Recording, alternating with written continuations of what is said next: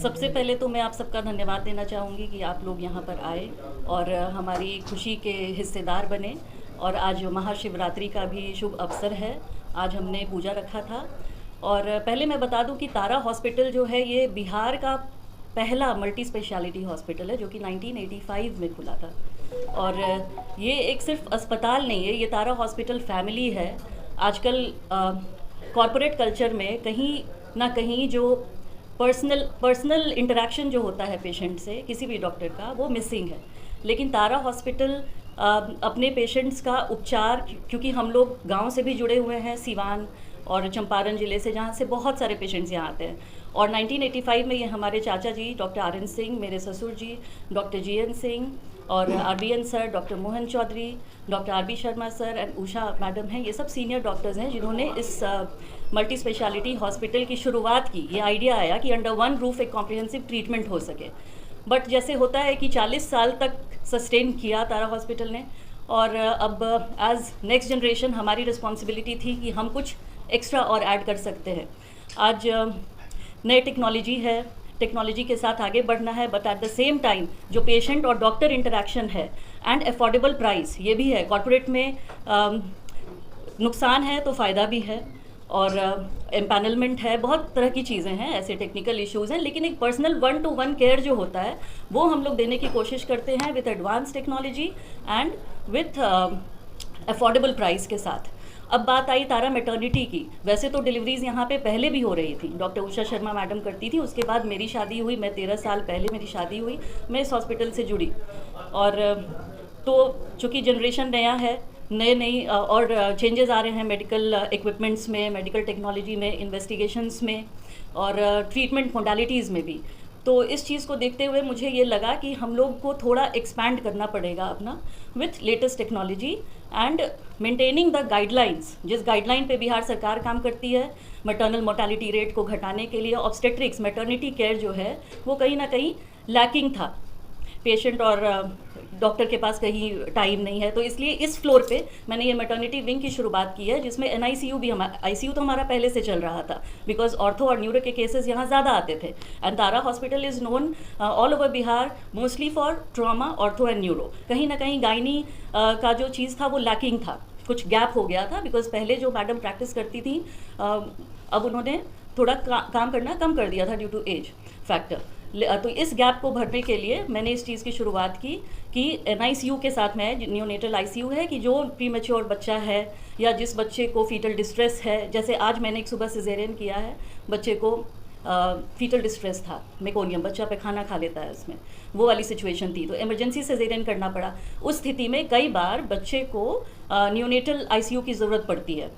Fortunately इस बच्चे को नहीं पड़ी, लेकिन फ्यूचर में किसी बच्चे को ऐसी पड़ सकती है। और IVF बेबीज़ भी आजकल बहुत ज़्यादा प्रेग्नेंट पेशेंट्स आ रही हैं जो कंसीव्ड आफ्टर इनफर्टिलिटी ट्रीटमेंट हैं और IVF के माध्यम से हो रही हैं। तो ये सब बच्चे काफ़ी प्री टर्म में ही उनका डिलीवरी हो जाता है, करना पड़ता है।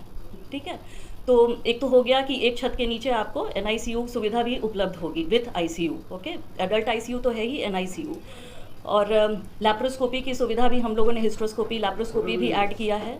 और सबसे इम्पॉर्टेंट बात यह है कि मेरा भी एक सपना था कि मेरा जो मैटरनिटी वार्ड होगा, मेरा जो मैटरनिटी फ्लोर होगा, उस पर बहुत क्लॉस्ट्रोफोबिक मैं वो नहीं रखूं।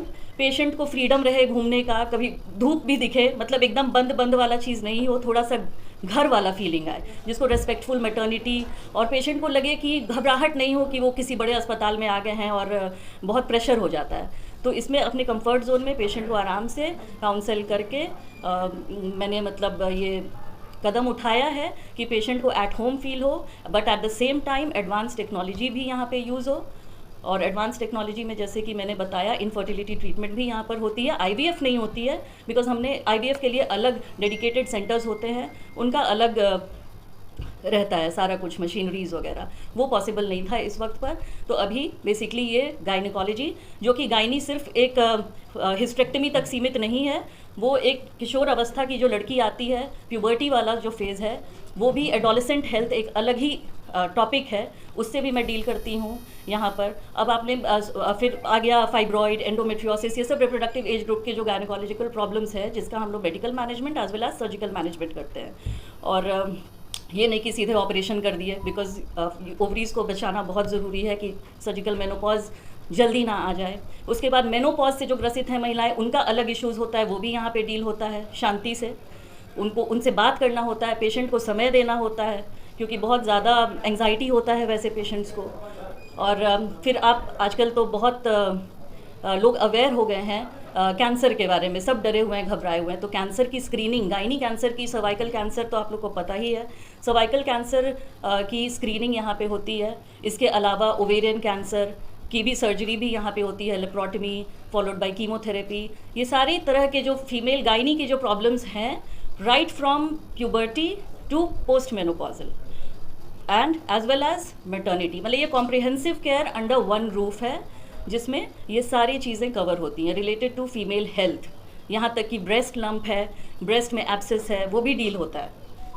तो यही कहना है। मैम एक शक तो दूर करना पड़ेगा लोगों को, और मैंने जैसे कि बताया कि आपको पेशेंट को समय देकर समझाना ही पड़ेगा, नहीं तो वो सब चीज़ का हवा समझते हैं। ऐसा नहीं होता है, जांच स्टेप बाय स्टेप होती है। अब किसी को बच्चा नहीं हो रहा है, इनफर्टिलिटी का या सब फर्टिलिटी का प्रॉब्लम है, तो ऐसा नहीं है कि सीधे IVF से ही बच्चा होगा। आप सिंपल काउंसलिंग करके आप पेशेंट को सेफ पीरियड, अनसेफ पीरियड, उसके मेंस्ट्रुअल साइकिल के बारे में जानकारी देकर भी आप उस पेशेंट को हेल्प कर सकते हैं। फिर बेसिक जो मिनिमम ड्रग्स होता है हम लोग ओव्यूलेशन इंडक्शन के लिए देते हैं, followed by luteal phase support, इतना से भी हो जाता है। कम से कम 30-40% पेशेंट्स में, इनफर्टिलिटी वाली पेशेंट में जो एंग्शियस फॉर इशू हैं, उनको आप IVF से पहले ही बहुत सारी चीज़ें हैं जिससे ठीक कर सकते हैं। तो सबसे इम्पॉर्टेंट है, number 1 and the most important thing is कि we have to give time to patient, we have to understand their psyche and talk patiently.